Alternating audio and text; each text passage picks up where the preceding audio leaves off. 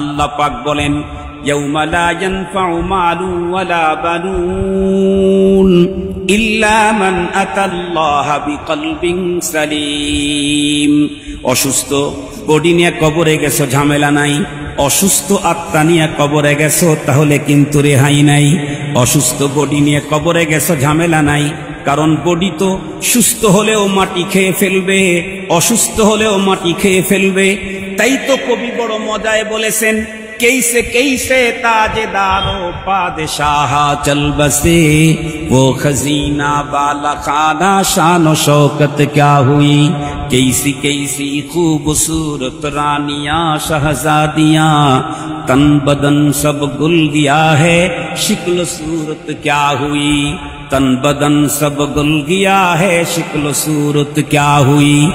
অনেক সুন্দর চেহারা নিয়েও যদি আমি কবরে যাই, বডি তো মাটি খেয়ে ফেলবে। খুব বেশি কালো কুৎসিত চেহারার অধিকারী মাটি খেয়ে ফেলবে, কিন্তু আমার কলব আর আত্মাকে কেউ খাওয়ার কোনো সুযোগ নাই। এজন্য চিকিৎসা এটার করা হলো ফরজে আইন।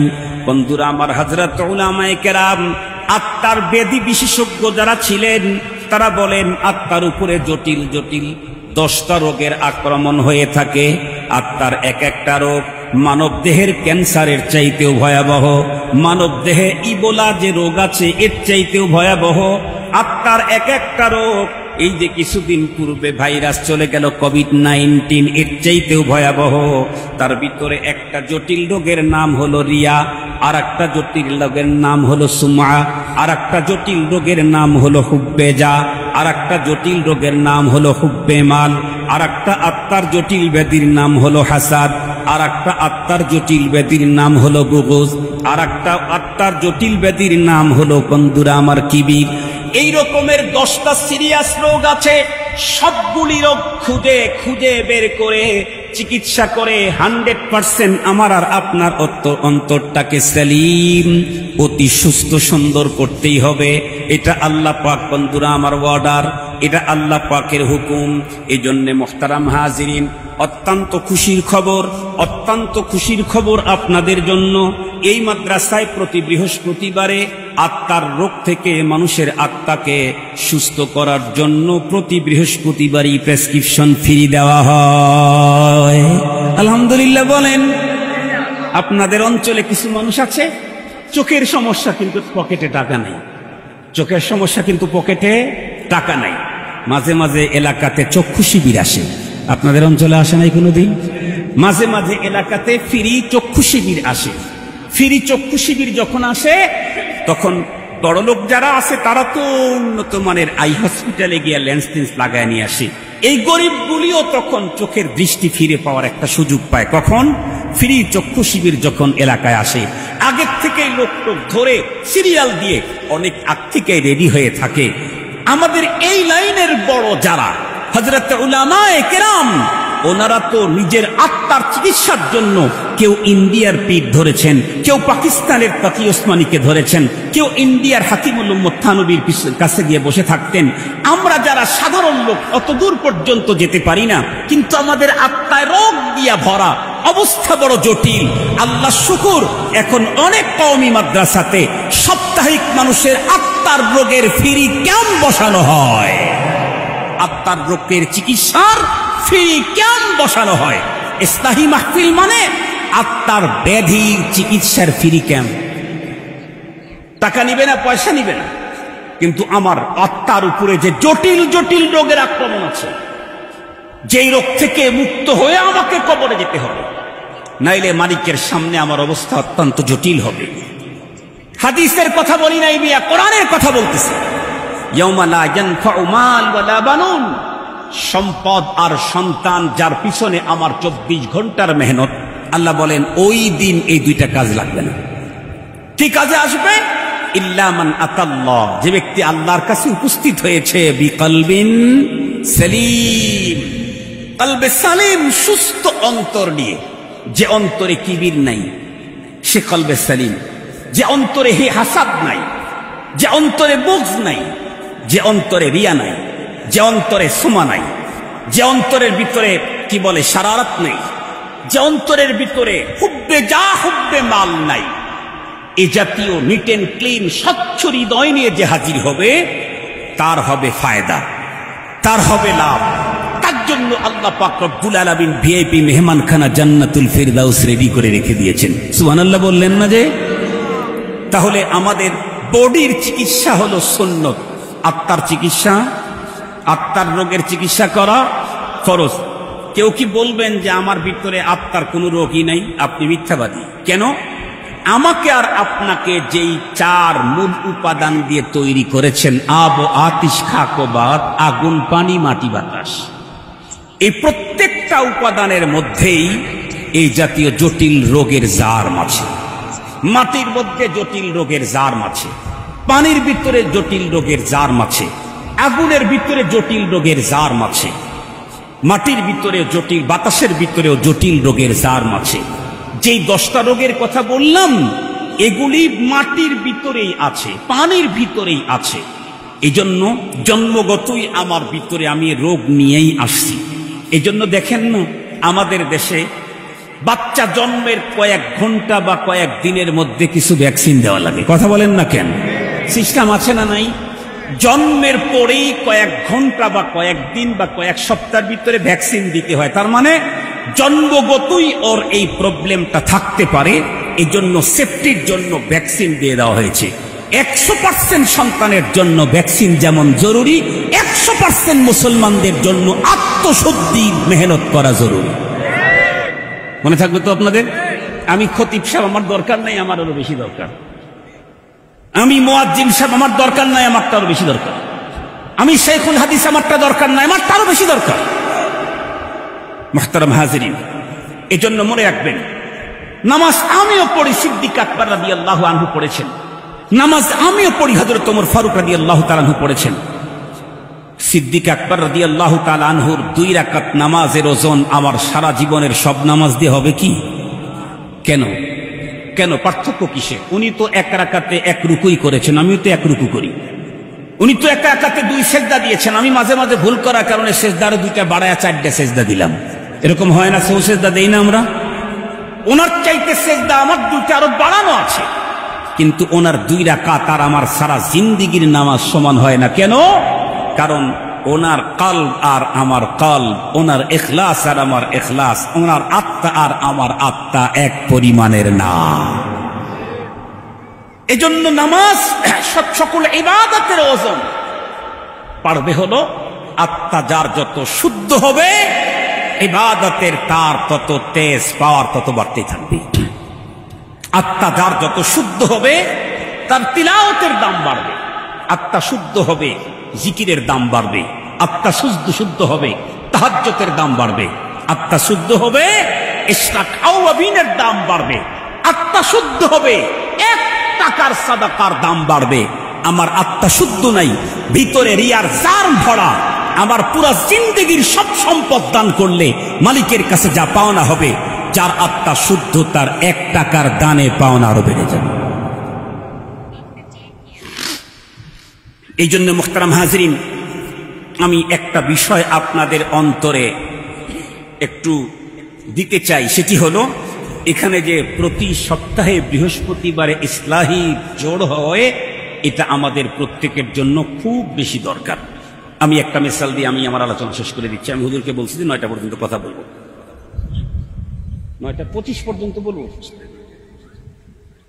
তাহলে কমপক্ষে তো 10 মিনিট আগে অনেকে হাজত আছে। ঠিক আছে, হুজুররা বলতেছেন যে 9:20 পর্যন্ত যাওয়া যাবে। আমি কি 9:20 পর্যন্তই যাব না আর 10 মিনিট আগে ছেড়ে দেব? আপনারা যেটা বলবেন সেটা হবে, অসুবিধা নেই। অনেক কথা শুনলাম, কিছু বুঝলাম না, নিয়েও যেতে পারলাম না, মনেও থাকলো না। ওটার চাইতে অল্প শুনলাম, মাথায় নিয়ে গেলাম, আমল করলাম, এটার দাম বেশি। মুহতারাম হাজরিন, এরপরে আমি আপনাদেরকে তাহলে 2টা মিসাল দিই। 2টা মিসাল দিলে খুব ভালো বুঝবেন। আপনারা বলেন তো দেখি, ধরেন আমাদের দেশে কিছু মানুষ আছে না যাদের কিডনি ড্যামেজ আছে? কিরকম আছে? কিডনি যাদের ড্যামেজ হয়েছে তাদের মূল চিকিৎসা হলো কিডনি ট্রান্সফার করা।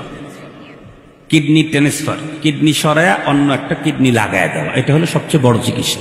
এটা যদি সুযোগ না থাকে, তার শরীরে ফিট না হয়, তাহলে তার জন্য শেষ চিকিৎসা হলো, কথা বলেন, শেষ চিকিৎসা কি? ডায়ালিসিস। কিডনি রোগীর শেষ চিকিৎসা কি? ডায়ালিসিস। ডায়ালিসিস কিন্তু কিছু রোগী আছে যাদের একদিন পরে পরে ডায়ালিসিস করতে হবে, কিছু রোগী আছে যাদের সপ্তাহে একদিন, কিছু রোগী আছে যাদের মাসে 2 দিন, কিছু রোগী আছে যাদের মাসে 1 দিন। রোগের অবস্থা যেমন ডায়ালিসিস তেমন। ডায়ালিসিস যদি কোনো রোগীর করা লাগে তাহলে মোটামুটি যদি একটু লম্বা হায়াত পায় তাহলে ওই সংসারের আর কিছু থাকে না। সাধারণ সংসার হলে আর 1000 কোটি টাকার মালিক হইলে তাদের তো সমস্যা নেই। ডায়ালিসিস যদি ওই লোকটা না করে তাহলে মরে যাবে তা না, মরা তো নির্ধারিত টাইমেই মরবে, কিন্তু ডায়ালিসিস না করলে এই লোকের জীবন চলতে পারবে না। ডায়ালিসিস যদি করে মোটামুটি সুস্থ মানুষের মতো চলাফেরা খাওয়া দাওয়া করতে পারে, ডায়ালিসিস না করলে এ আর চলেই না। মুহতারাম হাজিরিন, কারো ক্যান্সার হয়েছে এবং অনেকটাই অ্যাটেক্টেড, অনেকটাই, ওখানে অস্ত্রোপচারের কোনো সুযোগ নেই, অস্ত্রোপচার করলে ঝামেলা আরো বেড়ে যাবে, তাহলে তার শেষ চিকিৎসা কি? কেমো। তার শেষ চিকিৎসা কি? কেমোথেরাপি। কেমো হলো তার শেষ চিকিৎসা। কেমো দিলে কি হবে? কেমো দিলে হয়তোবা ধীরে ধীরে ধীরে ধীরে ঘাটা কমে আসতে পারে, অনেক এরিয়া ছিল ছোট হয়ে এসে শেষ হয়ে যেতে পারে, হইতে পারে। যদি তা না হয় পক্ষে যতটুকুন আছে ততটুকুন থাকবে, আর বাড়বে না, অথবা যদি বাড়েও ধীর গতিতে বাড়বে, জোর গতিতে বাড়বে না। এটা হলো কেমোর ফায়দা। মুহতারাম হাজিরিন, আমাদের যাদের আত্মার রোগ আছে, যার রোগ যত বেশি তার জন্য ধর্মীয় আলোচনার ডায়ালিসিসটা তত বেশি দরকার। ধর্মীয় আলোচনার ডায়ালিসিস। ডায়ালিসিস করলে কি হয়?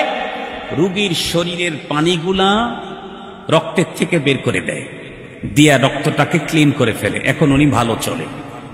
আমরাও যখন কোরআনে আলোচনা শুনি তখন দুনিয়ার মুহাব্বত, অহংকার, হাসাদ, এই জাতীয় দুর্গন্ধগুলি দিল থেকে দূর হয়, তখন একটু ভালোভাবে চলতে পারি। ঠিক বললাম না? ঠিক বললাম।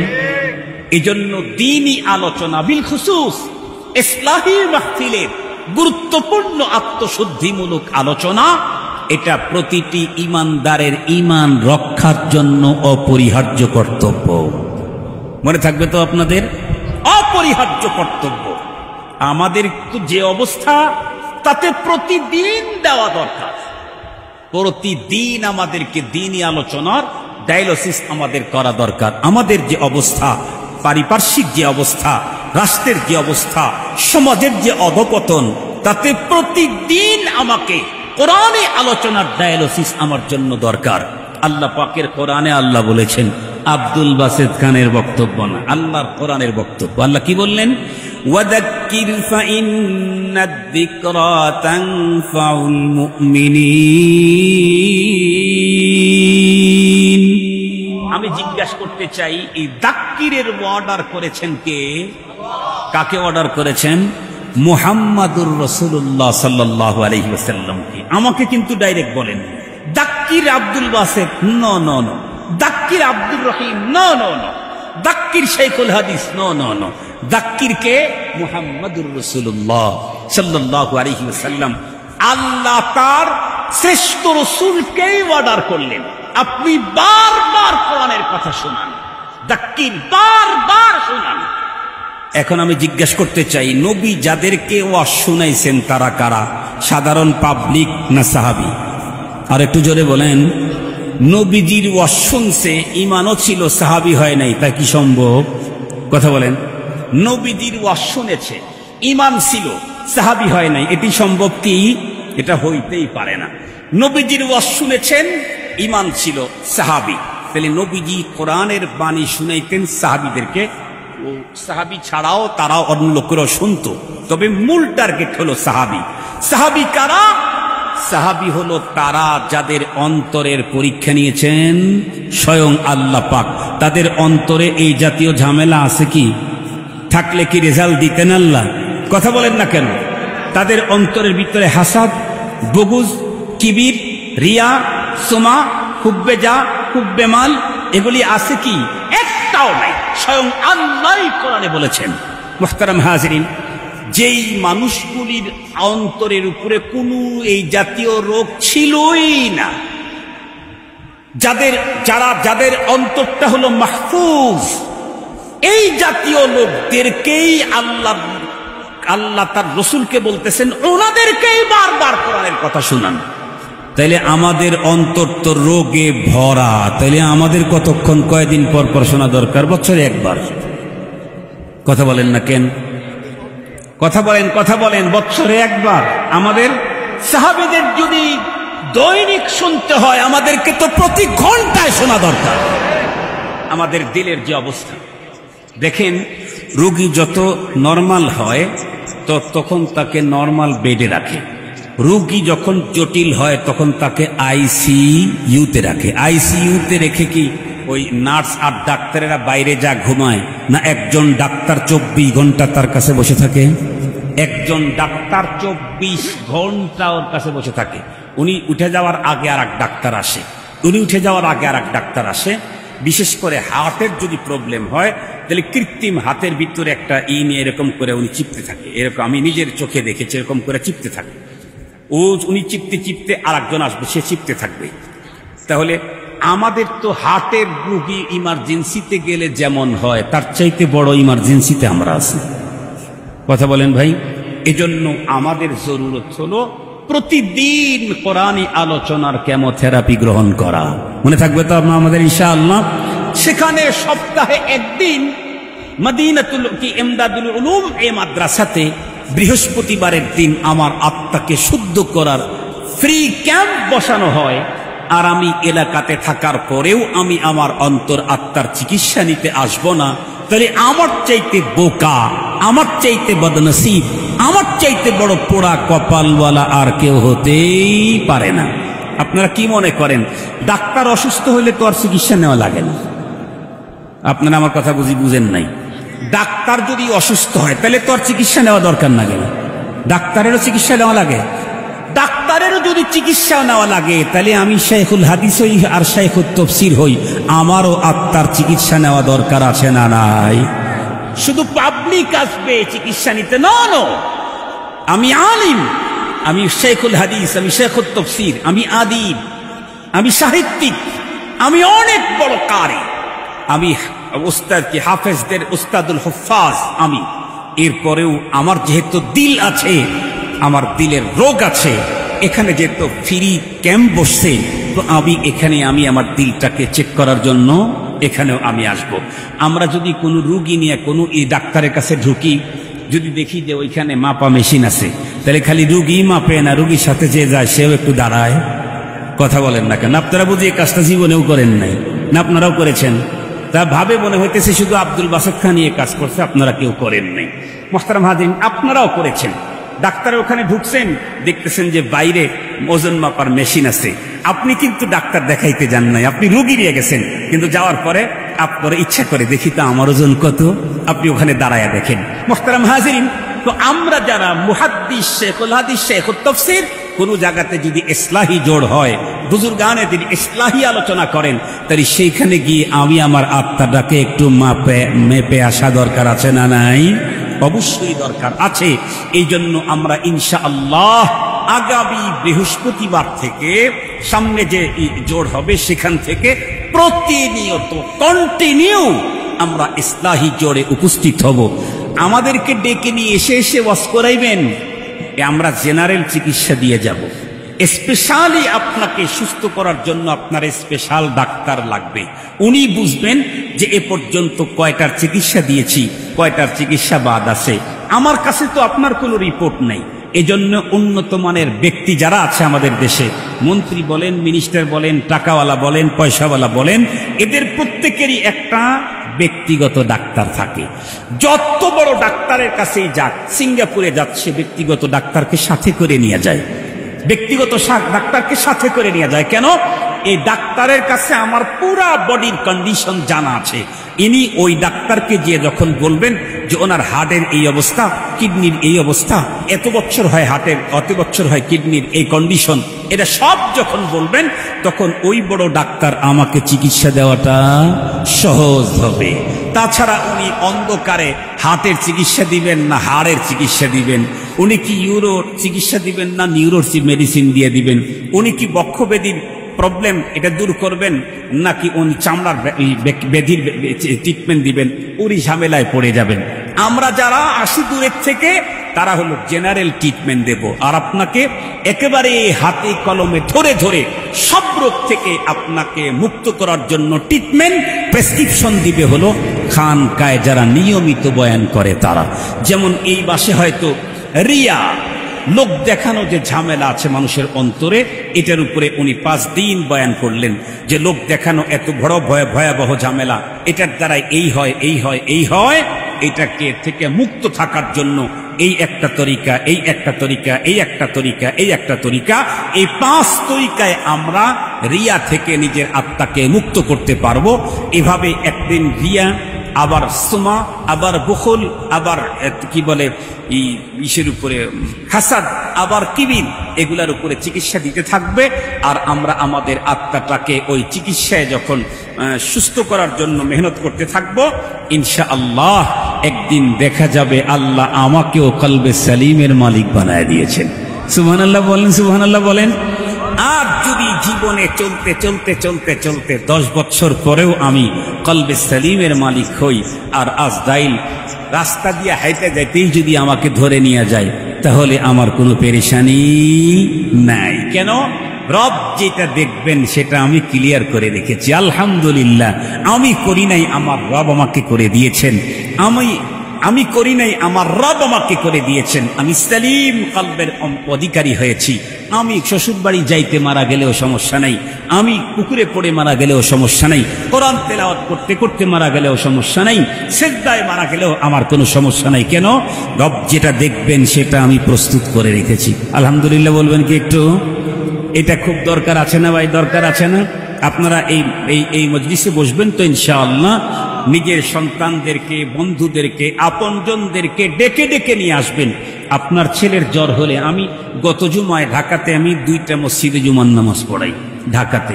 একটা সেন্ট্রাল মসজিদ, বনশ্রী সেন্ট্রাল মসজিদ রামপুরাতে। গত জুমায় এখানে নামাজ পড়াইলাম। পড়ানোর পরে এক মুসল্লি আমাকে দাওয়াত করে নিয়ে গেলেন তার বাসায়। তার ছেলের জ্বর আসতে উনি বলতেছেন, হুজুর শুধু জ্বরের টেস্টেই আমি এ পর্যন্ত 45,000 টাকা ব্যয় করেছি। জ্বরের টেস্ট, তার মানে ডেঙ্গু ধরে নাই, তাই টেস্টে 45,000 টাকা ব্যয় করছে। ডেঙ্গু ধরলে কয় লাখ টাকা ব্যয় করতো আল্লাহ জানে। টাকা আছে, ব্যয় করছে। আর সন্তানের প্রতি মায়াও তার বেশি। একটা ছেলে, একটা মেয়ে। তো আমরা যেমন আমাদের ছেলের যদি ডেঙ্গু হয়, বাবা যেমন পেরেশান হয়, ছেলের ভিতরে যদি অহংকার থাকে, বাবা তার চাইতে বেশি পেরেশান হওয়ার কথা ছিল। ছেলের ভিতরে যদি বুগজ থাকে, আদাওয়াত থাকে, তাহলে বাবাকে আরো বেশি পেরেশান হওয়া দরকার ছিল। কেন? ডেঙ্গুর কারণে ছেলে কখনো মরে যাবে না, কিন্তু হাসাদের কারণে ছেলে জান্নাতে যেতে পারবে না। এ কথা আল্লাহ তার রসুলকে দিয়া বলায় দিয়েছেন। কারো অন্তরের ভিতরে জাহান্নামে যাওয়ার জন্য কয় টন অহংকার লাগবে? কয় টন? টাটা গাড়ির 2 গাড়ি, কথা বলেন না কেন? টাটা গাড়ির 2 গাড়ি অহংকার যার দিলে আছে সে জাহান্নামে যাবে। এটা হাদিসে আছে। কি আছে? 1 জাররা পরিমাণে অহংকার যার অন্তরে আছে সে জাহান্নামে যাবে। আমার সন্তানকে ডেঙ্গু থেকে মুক্ত করা বেশি দরকার না জাহান্নাম থেকে মুক্ত করা বেশি দরকার? এটা আমার জন্য ফরজ না মুসন্নত? ফরজ। আল্লাহ পাক বলেন, ইয়া আইয়ুহাল্লাযীনা আমানু কু আনফুসাকুম ওয়া আহলিকুম নারা ওয়াকুদুহান নাস ওয়াল হিজারা عليها ملائكة غلاد شداد لا يعصون الله ما أمرهم ويفعلون ما يؤمرون। আল্লাহ তাআলা ওয়ার্ডার করেছেন, ইয়া আইয়ুহাল্লাযীনা আমানু, হে আমার বিশ্বাসীরা, কু আনফুসাকুম ওয়া আহলিকুম নারা, তুমি তোমাকে আর তোমার পরিবারকে আগুন থেকে বাঁচাও। তুমি তোমাকে আর তোমার পরিবারকে আগুন থেকে বাঁচাও। আমি তাহাজ্জুদ পড়লাম, আমি পীরসাব হয়ে গেলাম, আমি বুজুর্গ হলাম, আমি ওলি হইলাম, আমি আবদাল হইলাম, আমি আউয়াবিন চাষ এগুলি নিয়মিত করলাম, কিন্তু আমার সন্তানকে কখনোই তার দিল পরিষ্কারের জন্য, তার ঈমান সুন্দর করার কোনো ফিকির করলাম না, তাহলে পরপারে আমার মুক্তি, কথা বলেন না কেন? হবে না। বরং সন্তানরা কি বলবে? রব্বানা আরিনাল্লাযাইনি আযাল্লানা মিনাল জিন্নি ওয়াল ইনস নাজআলহুমা তাহতা আকদামিনা লিয়াকুনা মিনাল আসফালিন। আল্লাহ তো সব বলে দিয়েছেন, এমনটি যদি করো এমনটি হবে, এমন যদি করো এমন হবে, এমনটি করলে এমন হবে। আমি যদি আমার সন্তানদের এই কলব, ঈমান, নীতি নৈতিকতা, শিষ্টাচার শিক্ষার পিছনে আমি যদি মেহনত না করি, রব্বে করিমের দরবারে আমি আসামি হতেই হবে, হতেই হবে। রবের আদালতের আসামি হলে আমাদের বাঁচার কোনো কায়দা নাই। এজন্য আসুন আমরা প্রত্যেকেই নিজে নিজের সিনাকে তো অবশ্যই এ জাতীয় ঝামেলা মুক্ত করবই, সাথে সাথে আমার বিলখুসুস আউয়ালান আমার স্ত্রী, আমার সন্তানাদি, এদেরকেও ঈমান, নীতি নৈতিকতা, তাদের কলব আর আত্মা, এদেরকেও কিবির মুক্ত করব, অহংকার মুক্ত করব, হাসাদ হিংসা মুক্ত করব, এদেরকেও বুগজ মুক্ত করব, এদেরকেও রিয়া মুক্ত করব, এদেরকে সুমা মুক্ত করব। সম্পদের মোহ, প্রসিদ্ধির মোহ থেকে সন্তানের দিলটাকে নিট এন্ড ক্লিন করার জন্য জিম্মাদারি, ফিকির আমার দরকার আছে। আসায়ু বিল্লাহ, আমাকে ওর জন্য চেষ্টা চালাইতেই হবে। সফলতা ব্যর্থতা কার হাতে? আল্লাহ পাকের হাতে। ওয়াত-তাওফীকু মিনাল্লাহ, ওয়াত-তাওফীকু মিনাল্লাহ। সফলতার ব্যর্থতা আল্লাহ পাকের হাতে। এজন্য আসুন, আজকের প্রোগ্রামটা ইসলাহি প্রোগ্রাম। ইসলাহি প্রোগ্রাম এটা আমাদের জীবনে কতটুকুন প্রয়োজন, এই কথাটাই শুধু আপনাদের হৃদয়ঙ্গম করাবার জন্য। প্রায় 1 ঘন্টা পেরিয়ে গেছে, আপনাদের খেদমতে 1 ঘন্টা হয়ে গেছে প্রায়। এত লম্বা টাইম কথা বললাম। আল্লাহ তাআলা আমাকে আপনাদের সকলকে আত্মশুদ্ধি মিয়া করে কলবে সালিমের